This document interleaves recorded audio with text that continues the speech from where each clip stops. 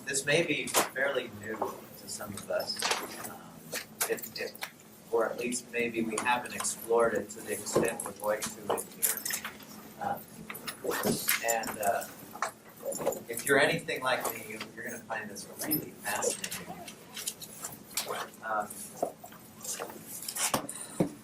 Let's see, where should we start? Let me begin with a couple events that happened some time ago that I watched that got me kind of rolling in this direction, because maybe this topic that we're playing with might have moved me in the direction that I have gone in more than anything else, as far as the path and the field that I've gone into. It's that interesting.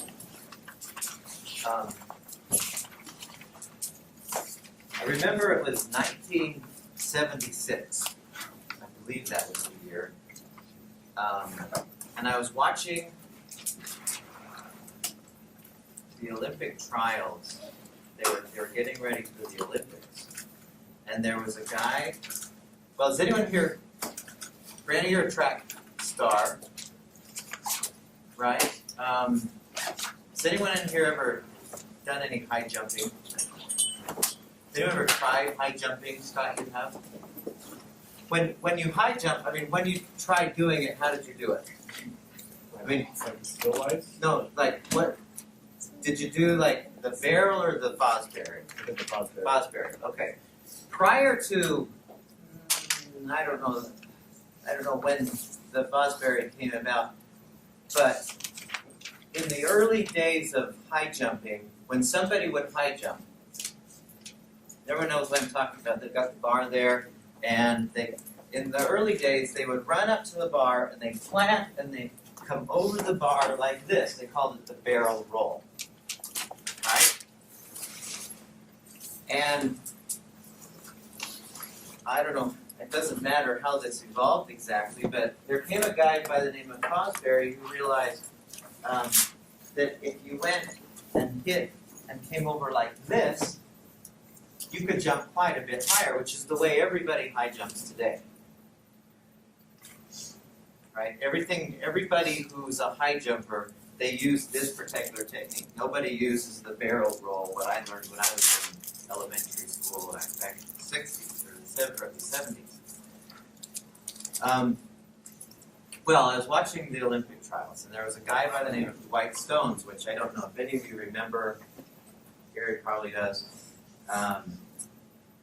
And they had the camera on him, and this is what he was doing. And I thought, that's the weirdest thing. This is what he was doing. They just had the camera sitting on him. And this is, he had his eyes closed. And it looked like this. He was going like this.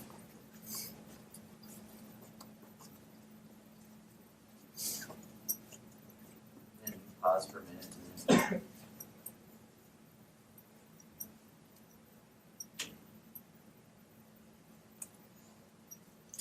That's the strangest thing. What was he doing? Visualizing it. Later on, and when you say visualizing, Jake, what do you mean?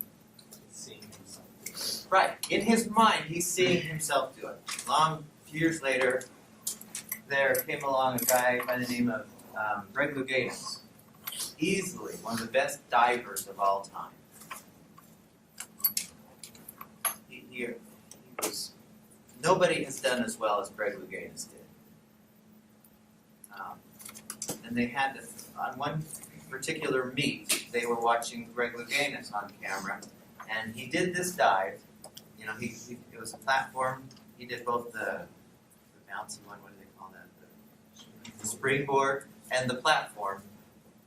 And he went off the platform, did a great dive, and then he put on his robe, he went over to this pool that was like, a jacuzzi, and he put his feet in there, and he put his Walkman on back when it was a Walkman, and closed his eyes.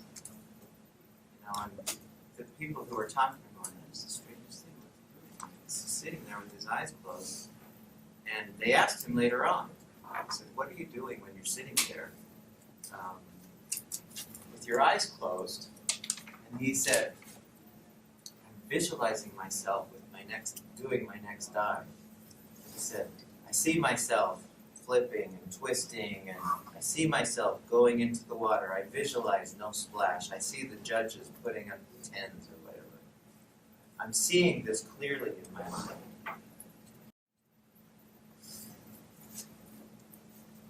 Third example,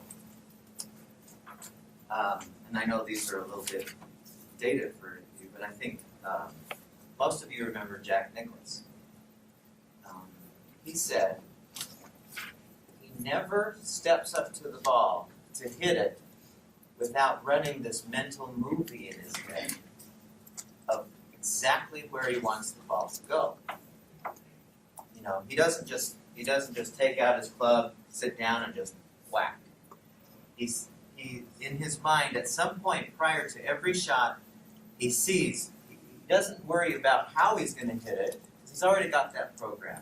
But he thinks about where the ball's going to go. Is it going to cut? Is it going to slice? What kind of spin is it going to have on it? How's it going to land? Which way will it bounce when it lands? And which direction, in relation to the hole, is it going to go? He sees this perfectly in his mind. Okay.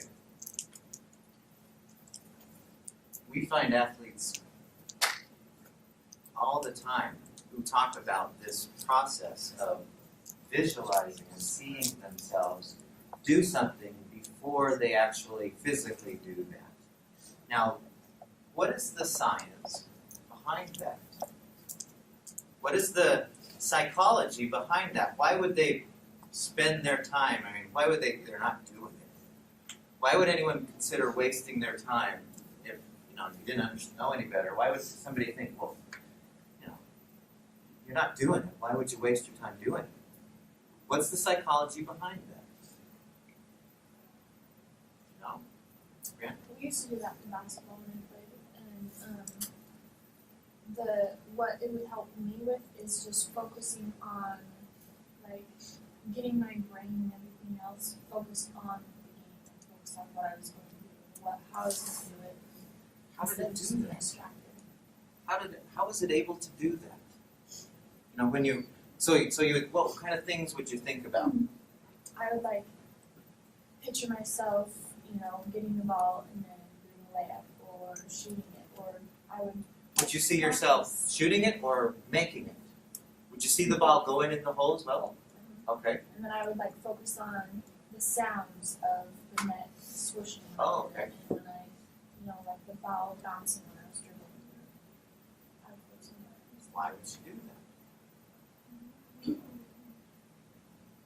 So then you're not thinking about the rest of this things in your life. Okay, so it's an ability to focus, perhaps. Once you do something once, you know how it's supposed to work and how it happens, and it's in there. You just have to kind of find it, and then if you can pretty much visualize yourself doing something, then your brain is what tells the rest of your body what to do.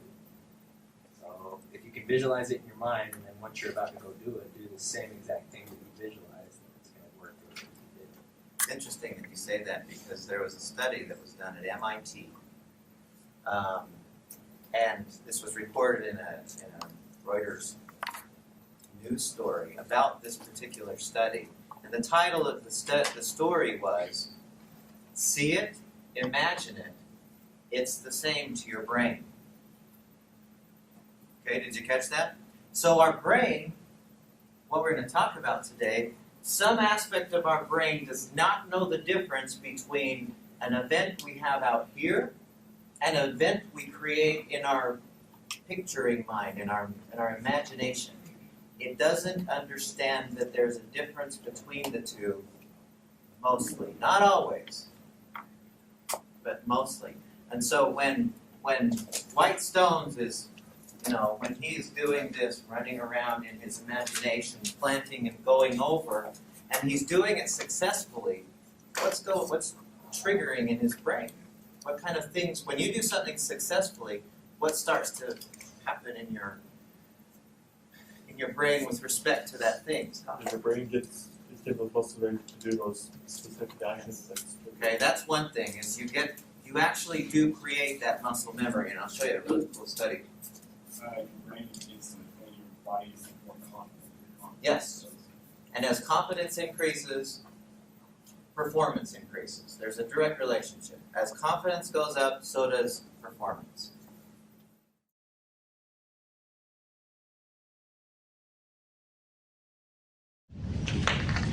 The way they did this, they had a pre-test. Sorry about this. Is the only one I have. Somebody stole all of our things.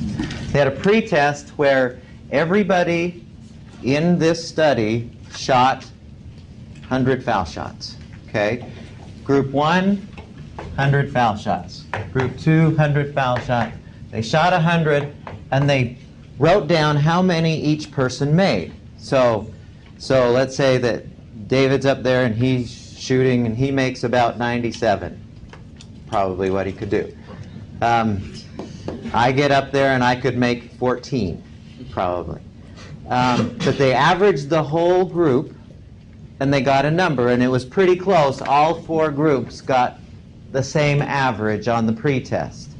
Okay, we got that so far? Does that make sense so far? Then they applied the experimental variable. The first group, they didn't do anything. So, well, actually, they're group 4. The first group, they practiced foul shooting 30 minutes per day. So they, in other words, to picture this, so David's at the foul line and somebody's rebounding him for 30 minutes. He's practicing foul shots, okay, trying to make as many as he can, but just getting, okay, I'm shooting foul shots, rebound, shoot foul shots, okay, that's how it looked. The second group, they were told to practice 15 minutes, and the other 15 minutes they were told to just visualize. So visualize for 15 minutes. So and what that would look like is they would close their eyes and they would see themselves standing at a foul line, shooting foul shots and making them. Okay, does that make sense? So 15 minutes of actually holding the ball, releasing it, rebounding, getting it, you know, somebody's rebounding for them. And then the other 15 minutes of, okay, I'm seeing myself in my mind's eye, shooting, there it goes in, somebody rebounds. So it's all picturing it, okay? The third group, there was no practicing, but 30 minutes of visualization. Okay, so in other words, they never touched the ball during that whole time, but they did visualize it happening. Okay, the fourth group, they didn't do anything. They were the control group, so no shooting and no visualizing. I don't know how you totally don't ever. They just told them don't do anything associated with basketball for this period of time. I think it was about 6 weeks. And then afterwards, after it was over, they had each group shoot 100 foul shots. So same as the pre-test, the post-test. So the post-test, and they wanted to see if there was a difference between the pre and the post as well as between groups. If there was a difference between this group and this group and this group and this group. And here's what they found.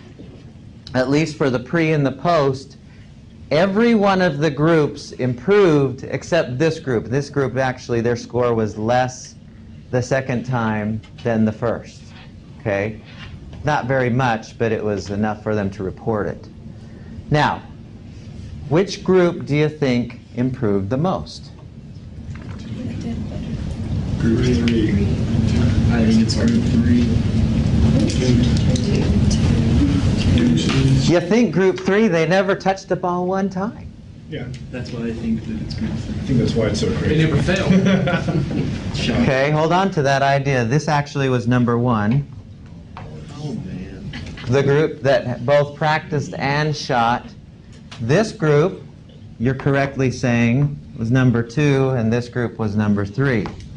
And it was enough of a difference that it was worth reporting that the ones that this group did better than this.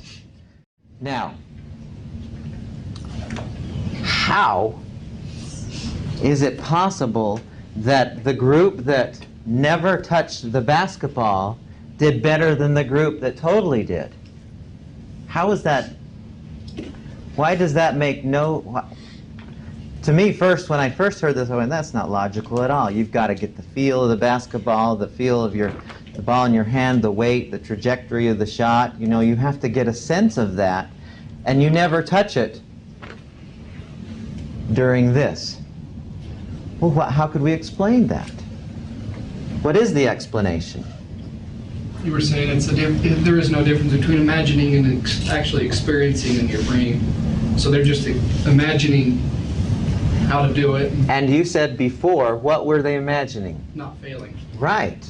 They were imagining successfully shooting. When you're shooting, did you hit it every time? David might. Taiwan might. The rest of us, probably not. Okay? So what happens when you notice that you're being successful in something? It makes you more successful. More successful. You feel more confident, right? Oh yeah, I shot that. I can do that again. Shoot it. And then when it comes to the so-called actually doing it, you take that confidence into there and, okay, you keep doing it. Does that make sense? Is that interesting?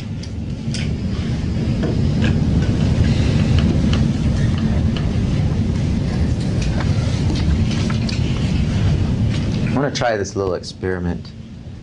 Susan, would you mind? Can you shut that door, please?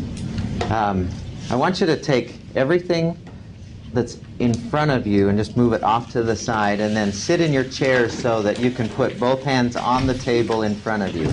So there's nothing directly in front of you.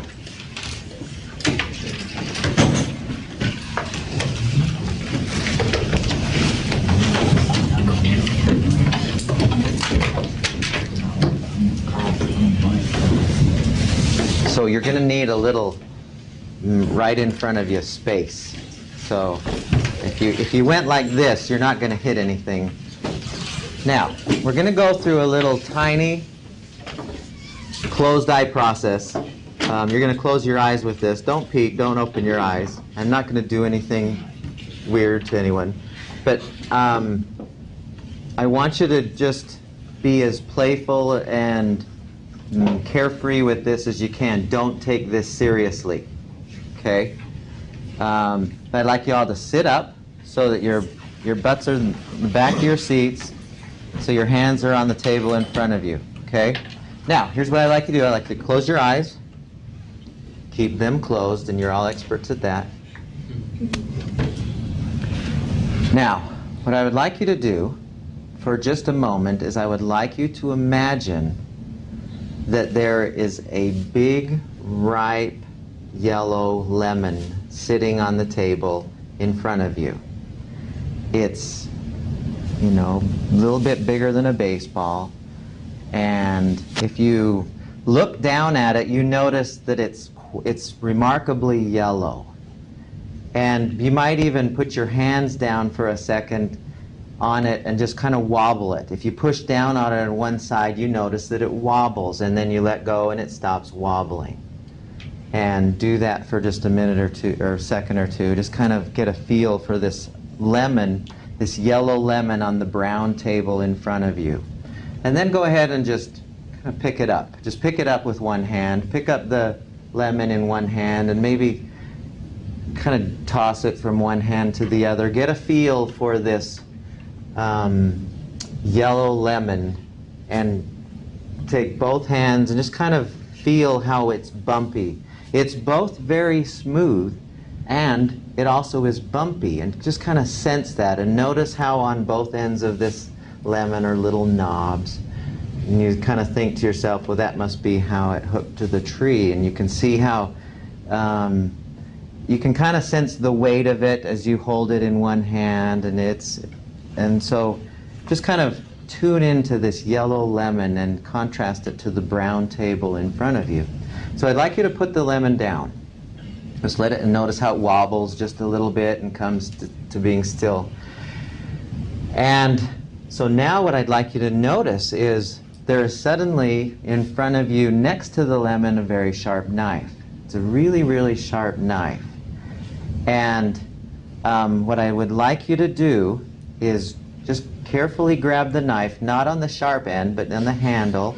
Just grab the knife, and with your dominant hand, I want you to hold the knife, and with your other hand, I want you to just secure the lemon. So I'd like you to just secure the lemon, and I want you to just cut the lemon in half, just carefully cutting the lemon in half. And notice as you cut, it's exploding with juice. This is the ripest lemon of all time. And be careful, because you don't want any of that juice to get in your eyes.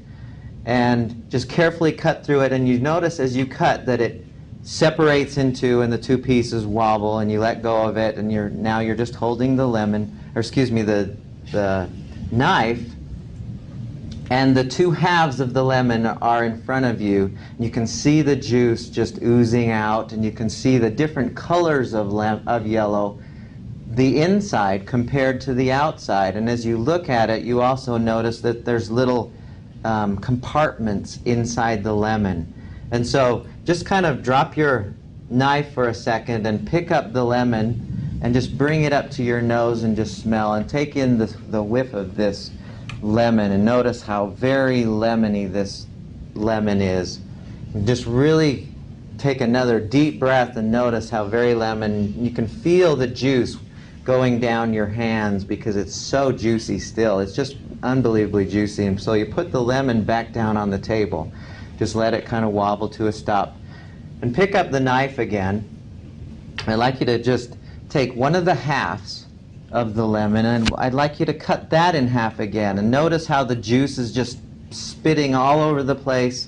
It's so lemony. Just cut it in half, and you notice that now you have a quarter of the lemon that is kind of wobbling and comes to a stop, and you've got the other quarter still in your hand. And now I'd like you to just put down the knife. Just put down the knife and kind of take that quarter of the lemon and just kind of look at it for a second. Have it in both hands, or just kind of sense it, but don't touch the juicy part because it's too juicy and you don't want all that juice running down your hands, because then you'll have to clean it. But you can smell the amazing smell of this lemon. And now what I'd like you to do is just bring it up and smell it again. Just take in and really tune into the smell of this lemon. It is just, it's almost sour just to smell. You can smell the sourness of it.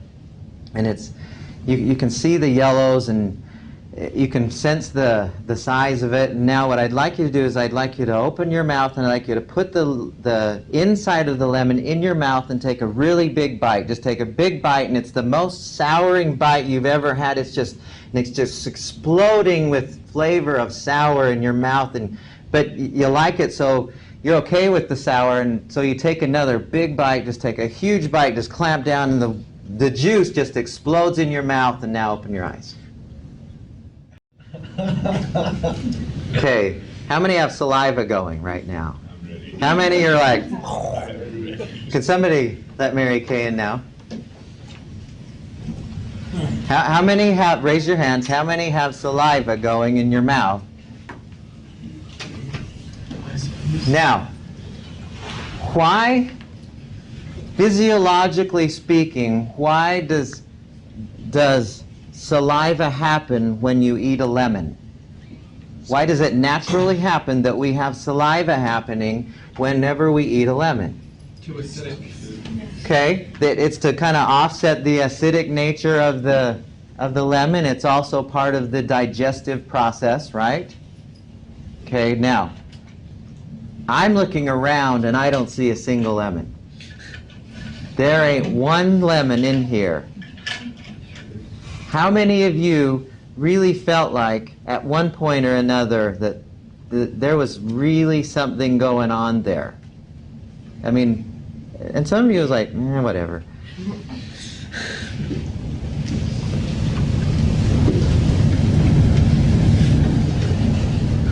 Okay, next question. Has anyone in here ever been to a stage hypnotist?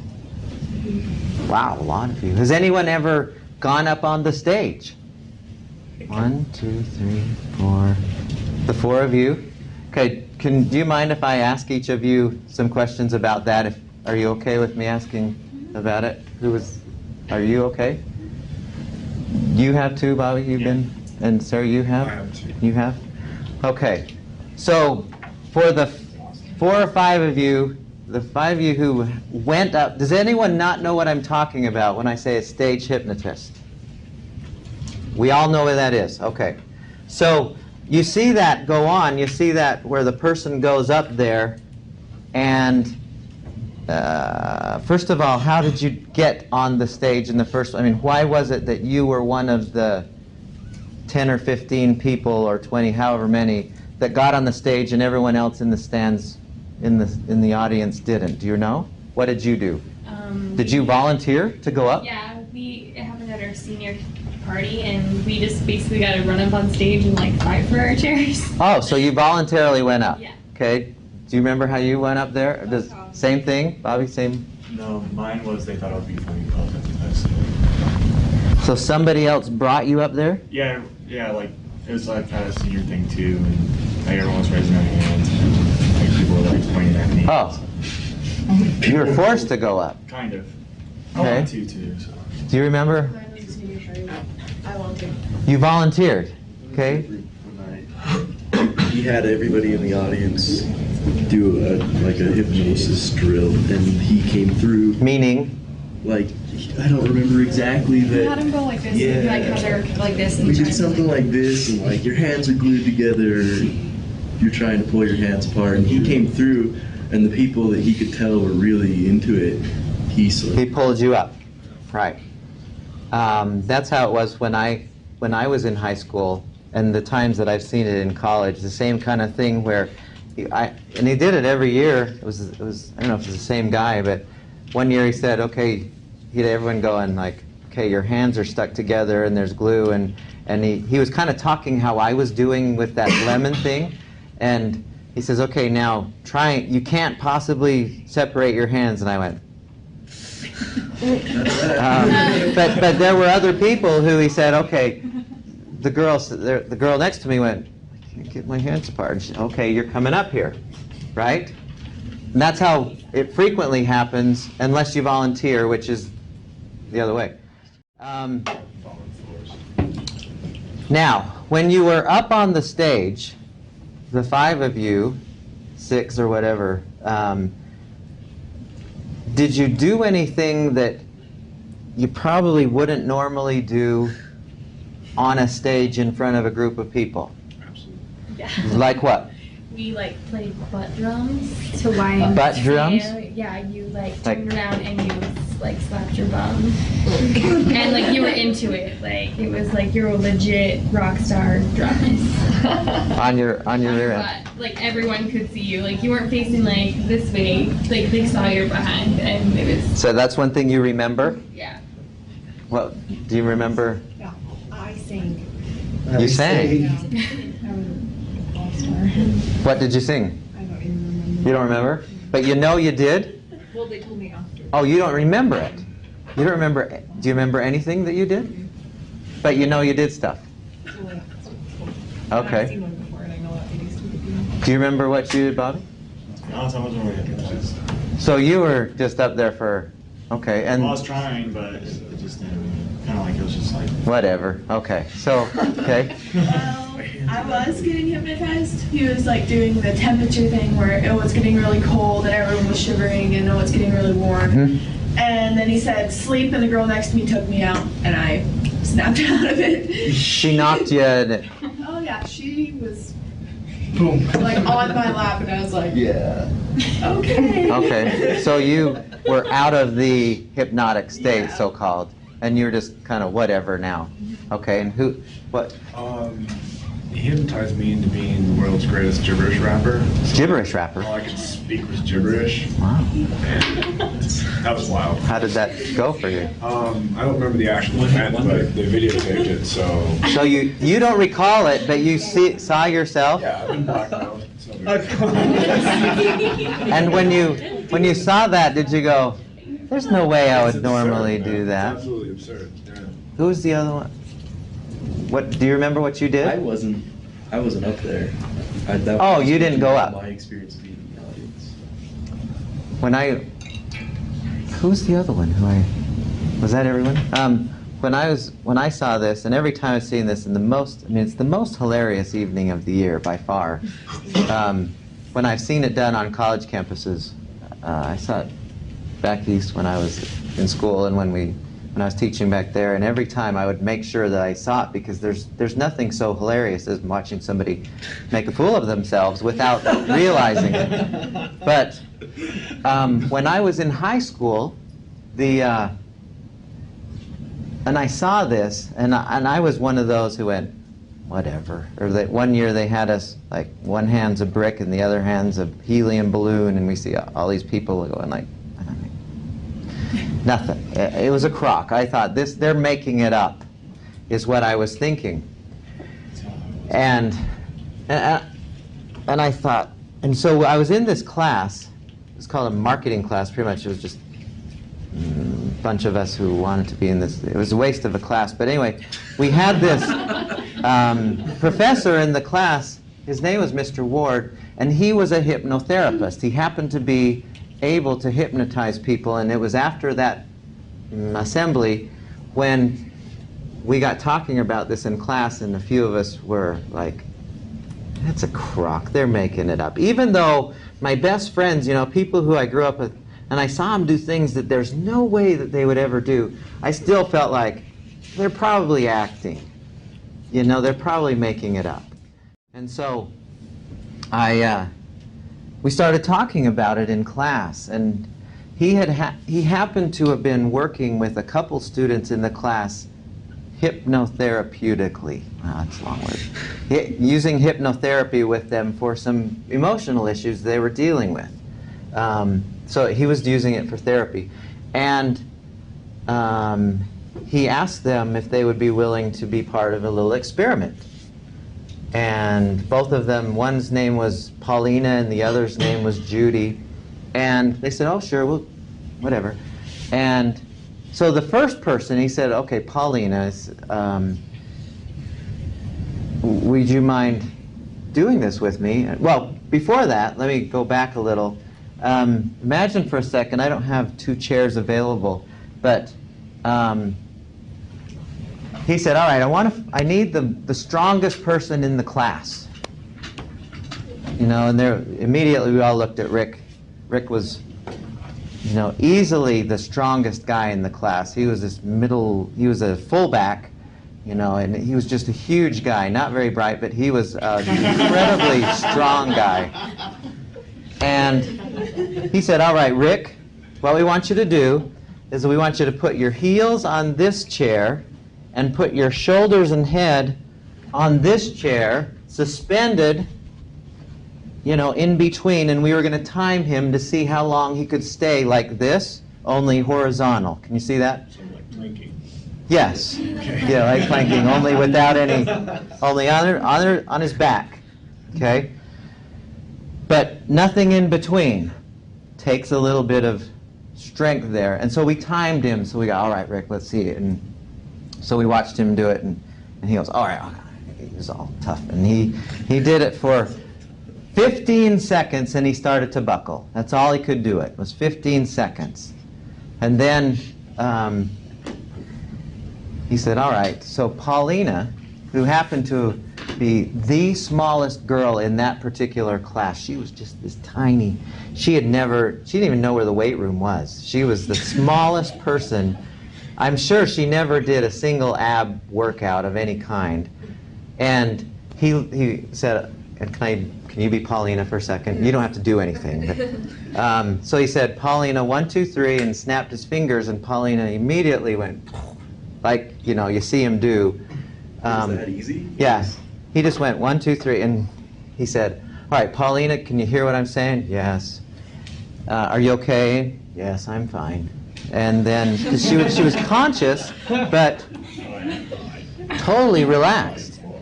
And then he said, okay, when I count to 3 and snap my fingers, your body will become a steel beam. It will be impossible to bend your body. There's no way that your body can be bent. He kept saying that over and over to her. Do you understand what I'm saying? Yes. And so and then he said, okay, 1, 2, 3, snapped his fingers, and she just put her hands here, and she was just like this. And then a couple of us picked her up and put her there where Rick was. We started timing. She was there for a minute. And it was like a hole-in-one. It was the most miraculous thing. I couldn't believe that she could possibly do that, but she just stayed there. Didn't even flinch. Now, she was in pain for days afterwards. She said, what did you do? But in that moment, she was doing an absolutely impossible thing for Paulina to do. And I just went, holy cow. I couldn't believe it. And then she said to Paulina, so let's pretend, or Judy, if you be Judy for a second. And I knew Judy really well. She was a really close friend of mine, lived just around the corner from me. And she was one of these people who would never draw any attention to herself. She was quite quiet and just a calm person in general. And he said, all right, Judy, 1, 2, 3, and he snapped his fingers, and she again, she collapsed on the floor. And, are you okay, Judy? Yes. And then he said to her, okay, when I count to 3 and snap my fingers, when you open your eyes, you will notice that nobody has a body. All you will be able to see are heads. Okay? And do you understand what I'm saying? Yes. And so he said 1, 2, 3, snapped his fingers, and she opened her eyes and and then she looked around. She started getting really just amazed. What the heck? And she went, Mr. Ward, what's wrong, Judy? I don't know. I don't see it. And so we all started getting up and walking. And she just freaked out. Her face went white as a sheet, and she ran behind this desk, and she was like, Mr. Ward, what's going on? What's wrong, Judy? I don't know, but nobody has a head. Nobody has a body. And then some kid started jumping on a table, and she was screaming at the top of her lungs. And people came down the hall. Is everything okay in here? And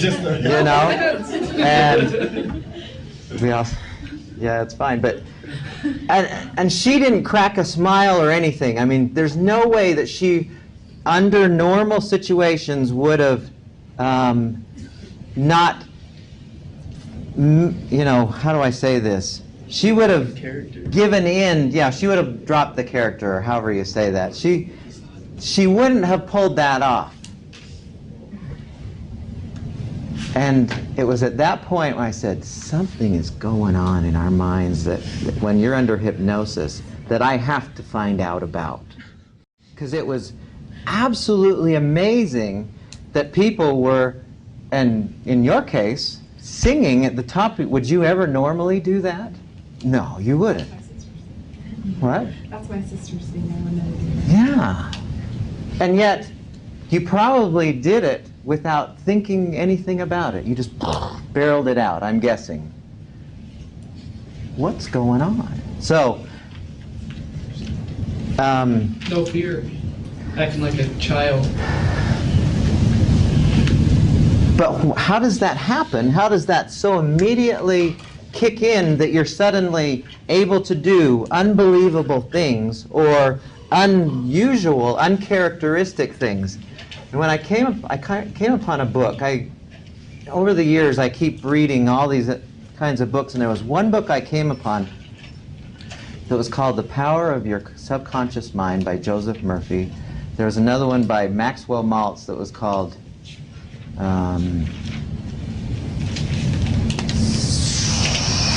what is that book? You know which one I'm talking about, Corey? Do you know, Susan? The Psycho-Cybernetics. Psycho-Cybernetics. And both of them talked about the subconscious mind. And this is how they described this. And as soon as I understood this, I went, oh my goodness, we have an amazing thing going on for us that we never touch. And this is how he described this. It's kind of like this. Here's our conscious mind. So this is our conscious mind, this little circle. And we have this much larger mind, which we'll call our subconscious mind.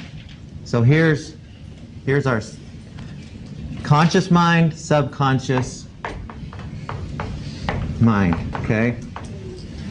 Now, the way this works for us, this is so fascinating, the way this works for us is the conscious mind is kind of like, we could use a lot of metaphors, but there's one that seems to work here nicely, where the conscious mind is like the engineer in a coal-driven steam engine train. Okay, does everyone know what I'm talking about? You got the train, and the guy, the engineer in the front of the train, he's going, oh, okay, we got a hill coming up, and we're going to have to navigate ourselves to get up this hill. Now, he doesn't make the train go up the hill. Who does? The engine. Yeah, and there's a guy, so this is the engineer. The subconscious mind is the guy in the steam room. He's actually called the stoker. He's the guy who picks up the phone and he goes, oh, we need some more power? Okay. And he starts shoveling coal into the engine, right? He doesn't go, well, I don't think I feel like doing that right now. No, I'm not going to. He just, whatever the engineer says, he goes, oh, okay. Right? Now, the power of the train is not this guy. Again, the power of the train is this guy. We think it's this guy, but he's just directing the train. Now, here's what happens in hypnosis. Well, see, this guy, the stoker, he will do whatever he is told. It doesn't matter a bit if it's right or wrong, good or bad, moral or immoral. It doesn't make a bit of difference. It just does what the subconscious mind just does, whatever it's told. Okay, you got that? But it gets its messages from the conscious mind, which most of the time is wrong. You know, I'm going to have some problems coming up. The subconscious mind goes, oh, okay, I'll create some problems. Now, let me divert just a little bit. So what happens in hypnosis? You skip past the conscious and go straight to the subconscious. Exactly, yeah. The conscious mind, unless you're Bobby or me, the conscious mind kind of shoots over here. You get really relaxed. You get into this hypnotic state, so-called, and that's not what we think it is. But the conscious mind moves over here, and then you have the hypnotist Running the show. the hypnotist, he's talking directly to the subconscious mind, and the subconscious mind says, okay, whatever you tell me to do, and I start singing. Or I hold myself like this. Or I do anything.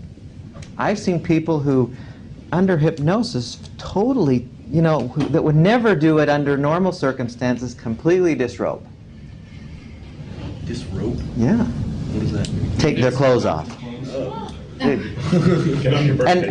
what he did is he said to the person, to the subconscious mind, okay, it's really, really hot right now. And you're at the beach. There's nobody else around. So it's believing whatever it's told. There's nobody else around, and you're hot. So go ahead and take some of that clothes off because you want to be a little cooler. And okay, only it's okay. The subconscious mind does whatever it's told to do. How many in here, this is kind of going off to the side a little, how many in here are bad at math? Hello. How many in here knew at 3 years old that you were bad at math? That is a lie. You weren't thinking about math when you were 3. There's no way. At some point, you decided that you're bad at math, and since you kept saying it over and over again, your subconscious mind went, oh, okay, I'm going to be bad at math. How many in here are shy? You're not going to admit it. Too shy. Is there such a thing as shy genes? No. At some point, nobody is by nature shy. And so you're going, you should see me. I am. But no, at some point you have decided, you have let your conscious mind, which is the director, take you in that shy direction, and your subconscious mind does whatever it's told. And if your dominant thought is I'm shy, if you say it over and over and over, your subconscious mind goes, okay, we will make shy choices now, because that's what you're telling me to do. Does that make sense?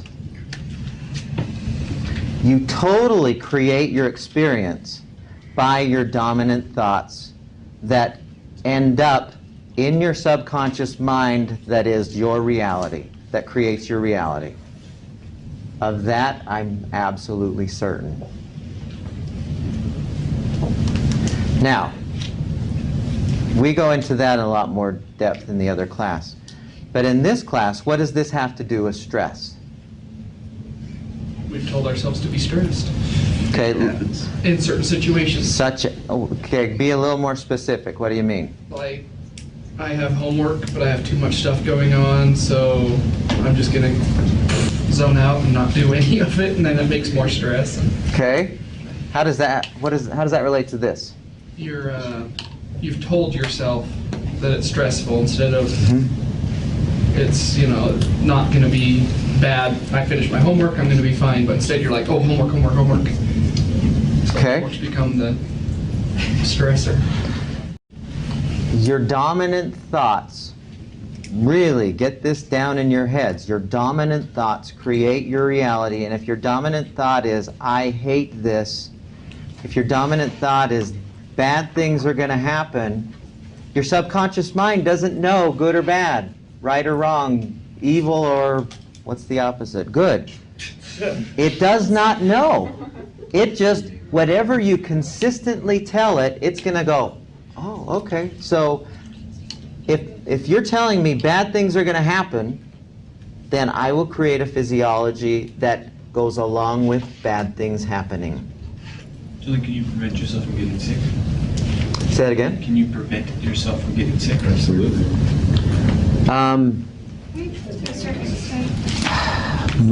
I'll give you my own experience. My short answer is yes.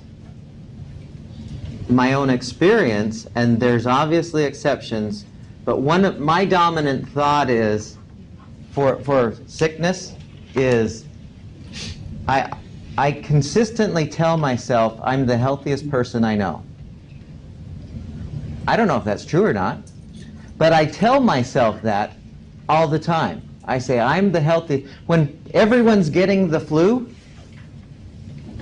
even in my own house, and we don't get the flu very much in our house, but when everyone around us is going off getting these silly vaccines and getting the flu, I just keep telling myself, bless you, I'm the healthiest person I know, and in 22 years, really, in 22 years, I've been sick 3 times where I couldn't function normally. Now, I don't know if I happen to have good genes. I don't think I do, because it doesn't show up that way. You have great genes. How do you know? They're not genes. You can say that you did. I can't do anything about that part. But I can say I'm a very healthy person. And how many of you know people who really quickly can make themselves sick? Oh yeah, it's easy. Oh, I know I'm sick. I know I'm sick. And your subconscious mind goes, okay, whatever you ask for, here comes the sick. Or stressed, or worried, or jealous, or whatever emotion we have, our subconscious mind is always listening. This is not small stuff. Is it like when you call into work sick, like, oh, I feel so bad right now, can't come in, and then you actually turn up being sick a few minutes later? Take a 6 day and Has actually anyone ever done that? So how, Nobody does that. so how can you apply that to something practical? Say that again? So how do we apply that to something practical, like studying for a test or doing well in school? So I would say, you know, it has to do with our self-talk, and this is kind of down the road a bit in the other class, but whatever you consistently say to yourself, so if I were struggling in school, the first thing I would say to myself if I wanted my subconscious mind in the act is I would say, I can handle this, and I would say it every single day, every moment that a doubtful thought comes into my mind, I would say, I can handle this. This is easy for me. And at first it might seem like a lie, but I can't do that.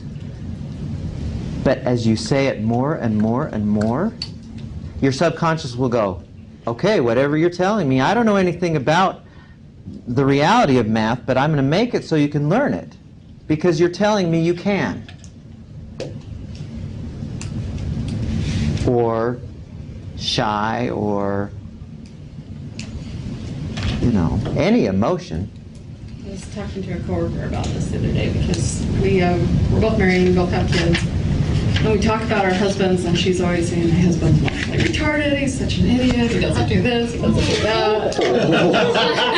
That's brutal. Yeah. Cow. And mine's like the opposite. I'm like, oh, my husband's the best. I love him. He always does things without being asked. It's just, he's a great dad.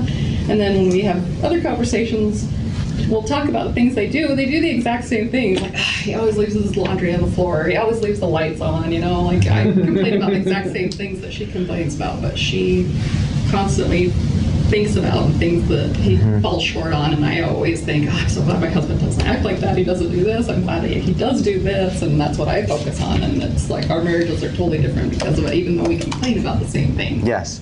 And your dominant thoughts, get this, your dominant thoughts are what will expand. And if her dominant thought is, well, he's just a, you know, he's a jerk of a guy, and she keeps thinking that, that will continue to be her experience. That is why I love that levels of responding chart. Back then when we had the resistance, the below the line, and then gratitude, discovery, acceptance, whatever you focus on, you will have more of. Really, I mean, we wonder why we have such sucky lives. We wonder why things don't work out for us. We wonder why we're never happy. It amazes me how unhappy people want to be. And all we have to do is change this power in us to create better experiences. We do that by changing our dominant thoughts. We do that by a few other ways. But that is one of the most powerful things we can do. Whenever you have a thought about anything that is not what you want, you can change that thought and keep saying it over and over again. Your subconscious mind, which is your power, will go, okay, I guess I am confident and courageous. Okay, I am confident and courageous. And pretty soon you'll find yourself doing things that are courageous and confident instead of shy and bashful. It's the coolest thing. Now, what does this have to do, again, with stress? We'll come back to this part. What does this have to do with stress?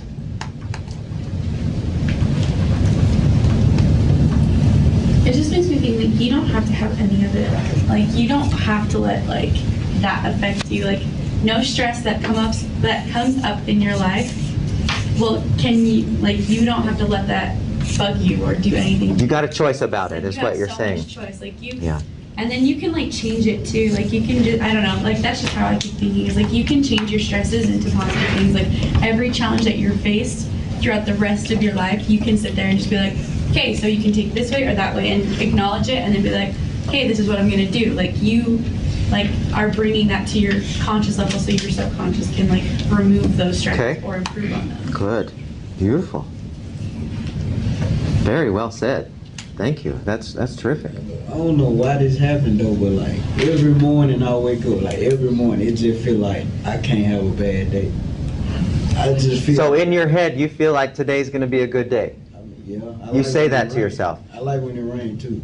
I like it all. Where I'm from, I like when it rains, but I just feel like I just can't have a bad day. And he's no more right than the person who says, how many of you have said, this happened to me this morning. I woke up and I went, my head is so magnetized to this pillow. I just love the feel of my head on the pillow, and I cannot get my head up. It was an hour after my alarm went off when I decided my head didn't want to be magnetized, and all I said to myself was, I love laying on this pillow more than I love getting out, so I'm just going to stay here for a while. Right? Taiwan has decided in his head today, and most days I'll bet for him are pretty good, because he's decided that's how things are for him. It's really that easy. Now, here's one more thing that I want to play with in relation to stress that I think is just so cool. We did the lemon experiment. No lemons, yet many of you had saliva going, right? Well, one of the techniques, and we're not going to have time to do this, but you will get to do this on your own. One of the techniques, or one of the ways that we can immediately affect the subconscious mind is by the pictures we put in our head. We can do it by our dominant thoughts, and most powerfully by the pictures that we put in our head. Now, what does that mean? When we are thinking about a place or some situation, when we put on our mental screen something where there is no threat, our body, remember the MIT study, doesn't know if we think about it or we're actually experiencing it. It's the same to our brain. So, if we put ourselves on a beach, and you like the beach, in your mind, if you put yourself there and you experience it in your mind's eye, on your mental screen, your body thinks you're there. And it will create the physiology that goes with you being on the beach. If you love being in the mountains, and you picture yourself in your mind in the mountains. We do this all the time, daydreaming. I think it's a very natural thing. But when we picture ourselves in the mountains and we get as many senses involved, we can be very mindful in our mind's eye. So we picture ourselves, we sense the wind, gently ruffling through the trees and gently blowing against our face, and the warm sun, and we picture all of these things, we imagine it, Our body doesn't know the difference, so it goes, oh, you must be at the beach, or you must be in the mountains right now. Okay, when we're in the mountains and we're safe, then this is how I am. We get relaxation. It's the same exact thing as when you worry about something and find yourself stressing out about it. It's the same thing, only we're trying to create the positive one that will result in the physiology that's not stressed. Does that make sense to everyone? So, the way we do this, the most powerful way that we can do this is what we call guided imagery. And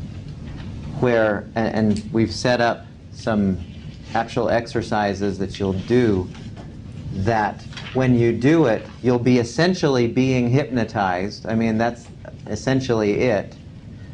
All of these exercises, you're pretty close to the same hypnotic state as the hypnotist. It's pretty darn close. And then by suggesting to your mind, instead of somebody else doing it, you creating that suggestion, you're just doing the same thing, creating this, turning on this master power that is going to create relaxation. It's so cool.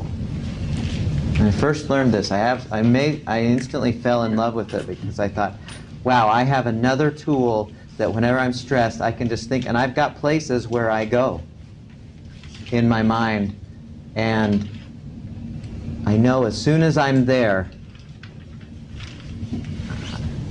my body knows, okay, we're good, we're relaxed, we're comfortable, we're confident, we feel good here.